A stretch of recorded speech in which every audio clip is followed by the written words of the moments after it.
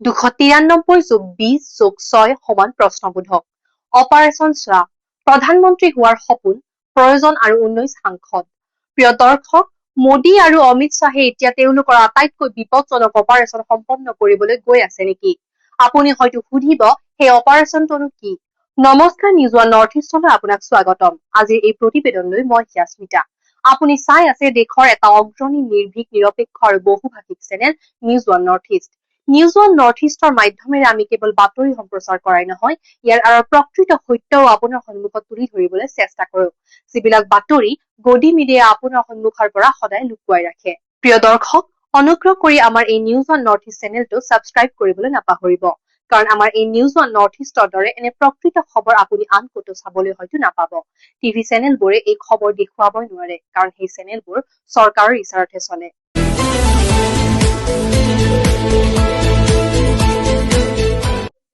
যেতিয়া মনচুন অধিৱেশন আৰম্ভ হবলৈ গৈছে, তেতিয়া সংবাদ পত্ৰৰ এই খবৰে কি বুজাইছে যে কেইদিনমানৰ ভিতৰতে চৰকাৰে তাৎক্ষণিকভাৱে এখন সংসদীয় অধিৱেশন আহ্বান কৰিব বিচাৰিছে।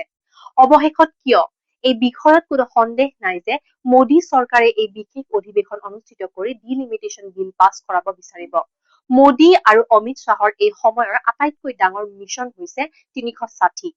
মহিলা সংৰক্ষণ বিধেয়কৰ সংশোধনৰ নামত চৰকাৰে পুনৰ এবাৰ কদু বা হতহাত দিবলৈ গৈছে, আৰু অৱশেষত মোদী অমিত শ্বাহে পুনৰ দুটা ডাঙৰ দল ভাঙিবলৈ গৈ আছে নেকি? ইয়াত মই উদ্ধৱ ঠাকৰেৰ দলৰ কথা কোৱা নাই। উদ্ধৱ ঠাকৰেৰ দল ইতিমধ্যেই শেষ। মমতা বেনাৰ্জীৰ দলো শেষ। তেন্তে ডিলিমিটেশ্যন বিলৰ বাবে 19 জন সাংসদৰ ব্যৱস্থা ক'ৰ পৰা কৰিব? আপুনি ক'ব পাৰে যে 19 জন সাংসদ, মাত্ৰ এই সংখ্যাটো ইয়াতেই ৰৈ গ'ল। হয়, মাত্ৰ 19 জন সাংসদহে এতিয়া লাগে। আৰু তাৰ আগত সংবাদ পত্ৰত প্ৰকাশ হোৱা এই খবৰ আহিছে যে মনচুন অধিৱেশনৰ ঠিক আগতেই এক বিশেষ অধিৱেশন আহ্বান কৰাৰ প্ৰস্তুতি সম্পূৰ্ণ হৈছে। অৰ্থাৎ সম্পূৰ্ণ নাম্বাৰ গেমৰ হিচাপত সৰ্ববৃহৎ লক্ষ্য, সৰ্ববৃহৎ মিছন, সৰ্ববৃহৎ অপাৰেচন মোদী অমিত শ্বাহৰ একমাত্ৰ উদ্দেশ্য সৰ্বকালৰ বাবে ক্ষমতাত থকাৰ, আৰু সেয়াও মনচুন অধিৱেশনলৈ অপেক্ষা নকৰাকৈয়ে। জুলাই মাহৰ প্ৰায় 15 তাৰিখৰ পাছত সাধাৰণতে মনচুন অধিৱেশন আহ্বান কৰা হয়। কিন্তু এতিয়া এনে কি পৰিস্থিতিৰ উদ্ভৱ হৈছে যে প্ৰায় 10 দিন পূৰ্বে, 10 দিনৰ আগতে, কাৰণ ইণ্ডিয়ান এক্সপ্ৰেছৰ খবৰে কৈছে যে চৰকাৰে এক বিশেষ অধিৱেশন আহ্বান কৰিব পাৰে, আগতে যিদৰে কৰা হৈছিল। ঠিক পশ্চিমবংগ নিৰ্বাচনৰ সময়ত যিদৰে কৰা হৈছিল, সেইদৰে এক অধিৱেশন আহ্বানৰ প্ৰস্তুতি চলি আছে। প্ৰিয় দৰ্শক, এইখিনিতে প্ৰশ্ন উঠিছে যে চন্দ্ৰবাবু নাইডুৱে সেই কথা, সেই ভৱিষ্যৎবাণী সঁচা হবলৈ গৈ আছে নেকি? কাৰণ প্ৰথমে চন্দ্ৰবাবু নাইডুৱে ঘোষণা কৰিছিল, যি কথা মোদী আৰু অমিত শ্বাহে কোৱা নাছিল, সেই কথা চন্দ্ৰবাবু নাইডুৱে কৈছিল যে প্ৰস্তুতি সম্পূৰ্ণ হৈছে। 6ৰ পৰা 7 তাৰিখৰ ভিতৰত কিবা এটা ডাঙৰ ঘটনা ঘটিব পাৰে। এতিয়া আপোনাৰ মনত প্ৰশ্ন উঠিব, এই যাদুকৰী সংখ্যা আহিব ক'ৰ পৰা? তেন্তে আৰু এটা নতুন দল ভাঙিব নেকি? কাৰণ এতিয়াও 19 জন সাংসদ কম হৈ আছে। এই 19 জনৰ ব্যৱস্থা কেনেকৈ হ'ব, আৰু এই 19 জনৰ ব্যৱস্থা ইতিমধ্যে হৈ গৈছে নেকি? মাত্ৰ মনচুন অধিৱেশনৰ অপেক্ষা চলি আছে। ইণ্ডিয়ান এক্সপ্ৰেছৰ খবৰ অনুসৰি এই কথা প্ৰকাশ পাইছে। এই খবৰত লিখা আছে যে মোদীজীৰ 12 বছৰ সম্পূৰ্ণ হোৱাৰ সময়ত যেতিয়া উদযাপন চলি আছিল, তেতিয়া বিজেপিৰ এজন নেতাই এটা ডাঙৰ কথা প্ৰকাশ কৰিছিল। তেওঁ সংবাদ পত্ৰক কৈছিল যে বিজেপি সম্পূৰ্ণ নিশ্চিত যে তেওঁলোকৰ হাতত সম্পূৰ্ণ সংখ্যা আছে, অৰ্থাৎ অমিত শ্বাহে সেই সংখ্যা সম্পূৰ্ণভাৱে নিজৰ নিয়ন্ত্ৰণত ৰাখিছে। এতিয়া প্ৰশ্ন হৈছে, ওৱান নেশ্যন ওৱান ইলেকশ্যনৰ কথা চলি আছে, আনফালে ডিলিমিটেশ্যনৰ বিলৰ কথা চলি আছে। তৃতীয় ফালে চন্দ্ৰবাবু নাইডুৰ দৰে ডাঙৰ নেতাই ঘোষণা কৰিছে যে চৰকাৰে সম্পূৰ্ণ প্ৰস্তুতি সম্পন্ন কৰিছে, অৰ্থাৎ মিছন প্ৰায় সম্পূৰ্ণ হৈ গৈছে। প্ৰিয় দৰ্শক, মই এতিয়া সংখ্যালৈ আহিম। সেই সংখ্যাবোৰ দেখি আপুনিও ক'ব, মাত্ৰ 19 জনৰ হিচাপ বাকী আছে। ইয়াত কাহিনী কিছু বেলেগ দেখা গৈছিল। প্ৰায় এতিয়া স্পষ্ট হৈছে যে মোদী আৰু অমিত শ্বাহে এটা দুটা দল বৃহৎ স্তৰত ভাঙিবলৈ গৈ আছে। ভাঙোন হ'ব, অৰ্থাৎ গণতন্ত্ৰৰ হিচাপত এতিয়ালৈকে যি আটাইতকৈ কলা দাগ দেখা গৈছিল, সাংসদ কিনা বেচা, ভাঙি পেলোৱা, মন্ত্ৰীৰ ঘৰত বৈঠক, এতিয়া এইবোৰ আচলতে কি ঘটিছে? এতিয়া অপেক্ষা কৰক। এই খবৰে স্পষ্ট কৰিছে যে কিবা এটা ডাঙৰ ঘটনা সংঘটিত হবলৈ গৈ আছে। কিয়? এতিয়া সংখ্যাৰ গণিতিক হিচাপ বুজক। খবৰটোক স্পষ্টকৈ লিখা আছে যে এই সংখ্যা ক'ৰ পৰা আহিব। লোকসভাৰ আসনৰ সংখ্যা মুঠ 545খন। 2/3 হিচাপত 360 আসন NDAক লাগে, যি এতিয়ালৈকে মোদী অমিত শ্বাহৰ হাতত নাই। এতিয়ালৈকে সংখ্যা আছিল 293। 293ৰ লগত 20 জন TMCৰ বিদ্ৰোহী সাংসদ যোগ কৰক। 293 যোগ 20 কৰিলে লগতে উদ্ধৱ ঠাকৰেৰ দল ভাঙি দিয়া হৈছে। 6ৰ পৰা 7 জন সাংসদ বিদ্ৰোহী হৈছে। মুঠ প্ৰায় 319। এতিয়া 360ৰ বাবে আৰু কিমান লাগে, তাতেই খেল। এই খেলত এতিয়ালৈকে মোদী অমিত শ্বাহৰ বিৰোধ কৰা আটাইতকৈ বেছি সক্ৰিয় হৈ থকা এম কে ষ্টেলিনৰ কথা আহে। এতিয়া এম কে ষ্টেলিন অমিত শ্বাহৰ ৰাডাৰত আছে নেকি? ৩১৯ৰ হিচাপত ষ্টেলিন দলৰ ২২ জন সাংসদ আছে। তেতিয়াও ৩৬০ হবলৈ আৰু ৪১ জন সাংসদৰ প্ৰয়োজন। ২২ জন যোগ হলে কি হব? ষ্টেলিন কিয় আহিব? ডিএমকেৰ ক্ষেত্ৰত ভাঙোন হব পাৰে বুলি খবৰ আহিছে। আৰু খবৰ আহিছে যে ডিএমকে কেন্দ্ৰক কিছুমান বিষয়ত সমৰ্থন কৰিব। সমৰ্থন কৰিলে ২২ জনৰ ব্যৱস্থা হৈ যাব। সমৰ্থন নকৰিলে অনুপস্থিত থাকিব। এতিয়া আৰু ১৯ জন লাগে আৰু খবৰ হৈছে যে অমিত শ্বাহে ১৯ জনৰ ব্যৱস্থাও কৰি থৈছে।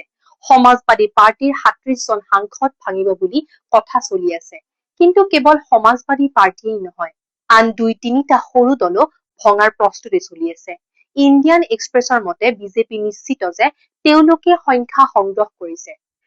২/৩ সংখ্যাগৰিষ্ঠতা প্ৰায় তেওঁলোকৰ ওচৰলৈ আহিছে। তেন্তে মোদী অমিত শ্বাহে এই আটাইতকৈ ডাঙৰ অপাৰেচনটো সম্পন্ন কৰিবলৈ গৈ আছে নেকি? এই সংখ্যাৰ খেলত সঁচাকৈয়ে তেওঁলোকে সকলো সহযোগী ব্যৱহাৰ কৰি আঁতৰাই পঠাব নেকি? চন্দ্ৰবাবু নাইডুৱে বুজি পাইছে যে তেওঁৰ সৈতে বৃহৎ খেলা হৈ গৈছে। কাৰণ টিএমচিৰ ২০ জন বিদ্ৰোহী সাংসদৰ পাছত তেওঁলোক এতিয়া আটাইতকৈ ডাঙৰ সহযোগী নহয়। এনচিপিআই, যি বিজেপিৰ বি টিম বুলি কোৱা হয়, প্ৰায় লগ হৈ গৈছে। অৰ্থাৎ নাইডুৰ সৈতে মোদী অমিত শ্বাহৰ খেল ইতিমধ্যে শেষ হৈছে। নীতিশ কুমাৰৰ সৈতে আগতেই খেল হৈ গৈছে। তেওঁক মুখ্যমন্ত্ৰী পদৰ পৰা আঁতৰাই তেওঁৰ দলৰে নিয়ন্ত্ৰণ মোদী অমিত শ্বাহে প্ৰায় লৈছেই। এতিয়া আৰু এটা দল ভংগ হলে নাইডুৰ স্থিতি নিঃশেষ হৈ পৰিব। সেইবাবে ২ বা ৩টা দলৰ কথা কোৱা হৈছে। শাৰদ পাৱাৰৰ দল ভাঙিব বুলি আলোচনা চলি আছে। আন এটা দল হৈছে JMM, হেমন্ত সোৰেনৰ দল।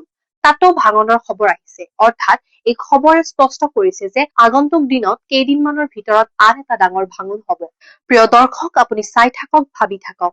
আপোনাৰ এনে লাগিব যে দেশত আচলতে কি চলি আছে? সাংসদ কিনা বেচা, ডিল, চাৰ্টাৰ বিমান, কিন্তু কোনো প্ৰভাৱ নাই। গণতন্ত্ৰত দাগ লাগিলেও লক্ষ্য একেই, ডিলিমিটেশ্যন বিল। আৰু সেই বিলৰ ওপৰত ভিত্তি কৰি মোদী অমিত শ্বাহৰ সৰ্বকালৰ বাবে ক্ষমতা দখলৰ সপোন। ইণ্ডিয়া জোঁটৰ শক্তি প্ৰায় শেষ। যি ২৪০ত ৰৈ ৪০০ অতিক্ৰম কৰাৰ শ্লোগান দিছিল, সেই জোঁটে ২৪০তেই গাড়ী ৰখাই দিলে। নহলে সংবিধান সলনি হব বুলি কোৱা কথা সত্য হলহেঁতেন। উদ্ধৱ ঠাকৰে, মমতা বেনাৰ্জী, নীতিশ কুমাৰ, চন্দ্ৰবাবু নাইডু, তেজস্বী যাদৱ সকলোৰে শক্তি শেষ।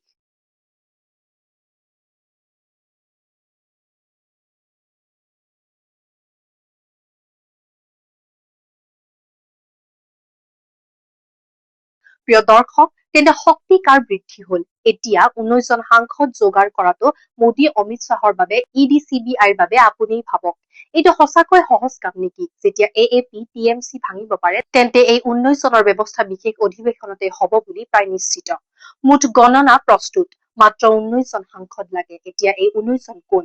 আপোনাৰ মতামত কি? এই ১৯ জন সাংসদৰ সৈতে ডিল হৈ গৈছে নেকি? আৰু সেয়েহে হয়তো এই বিশেষ অধিৱেশনৰ খবৰ আহিছে। আপোনাৰ মতামত কি আমাক কমেন্ট কৰি নিশ্চয় জনাব।